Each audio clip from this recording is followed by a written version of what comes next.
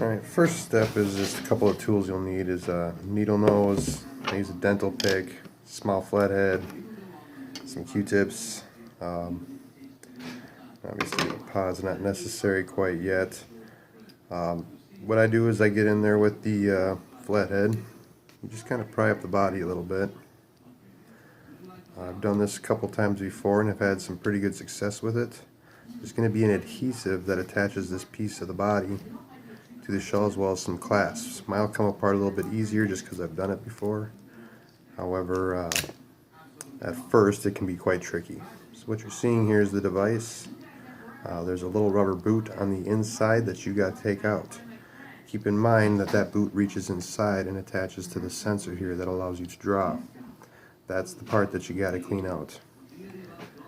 Usually I'll start by prying the rubber boot covering the sensor using my dental pick, being very careful not to touch anything on the circuit board.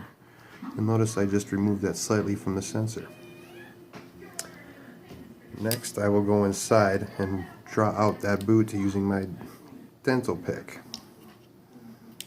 It takes just a few moments to get it out. Again, I've only done this a couple of times, but I seem to be having some success with it. And it does seem to be at least a moderate fix. I've had to do it just a few times. Again,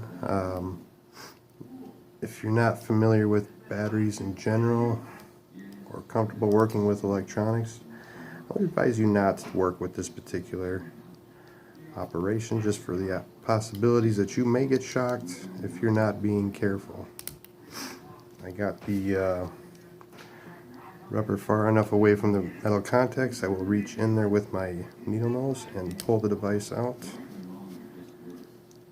And what you will see right there is the sensor. It's gotten wet. More importantly, is the rubber boot is completely coated in juice. I believe this is what causes the extra draw time. There's juice that gets caught in that bottom little air hole, preventing air from entering, escaping, whatever it does, and it'll continue to draw until that sensor reaches the threshold that allows it to stop.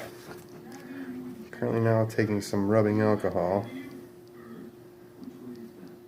and I just kind of clean up the area a little bit. Usually I start with the rubber boot, drying it out, cleaning it up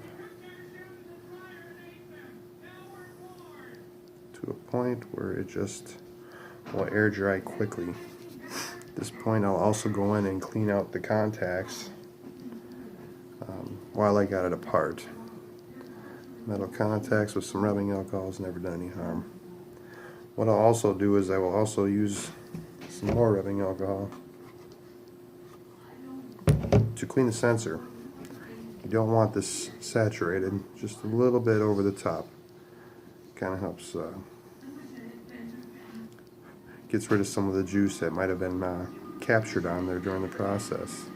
The trickiest part I've found is trying to get that boot back on. And I can tell you it is tricky, but certainly doable. Keep in mind that this won't be an immediate fix, just because any juice that needs to still dry out in there may take a little bit of time. I've seen a lot of comments and people talking about blowing in the USB port. I find that to be not a very ideal fix, just because with that boot covering the sensor, it seems only a partial fix, much like this one. Alright, so what I'm doing now is I'm taking the rubber cap, I'm going to place it back over this sensor. First things first is I got to get it through that little tiny hole there, and this is where the needle nose comes in. You got to thread it in there, make sure that you're not overly touching the metal contacts. I find that a couple of tries this works pretty good. Really all I'm doing is I'm just getting it in there far enough to be able to get my dental pick in there and pull it the rest of its way, just to be able to cover the sensor. Sorry if you're not getting a huge angle on this, but it is kind of hard to do it from this angle. So this needs to come back over the sensor. Once it does, you can reattach the rest of it over the fittings, the contacts. So as you can see, it will ultimately fit right back over. And if you look inside, you would have to press those down until that rubber reaches the bottom. Notice how I'm trying to use the plastic parts as much as possible, just to minimize any chance of getting shocked. You'll see the cap's back on, the rubber's back in its place. We'll go ahead and put the cap back on. Should just snap into place with the adhesive that's on there. And now for the moment of truth.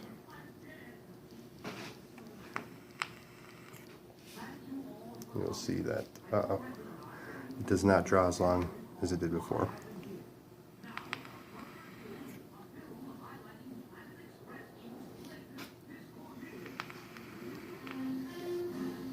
Thanks guys, hope to help some of you out.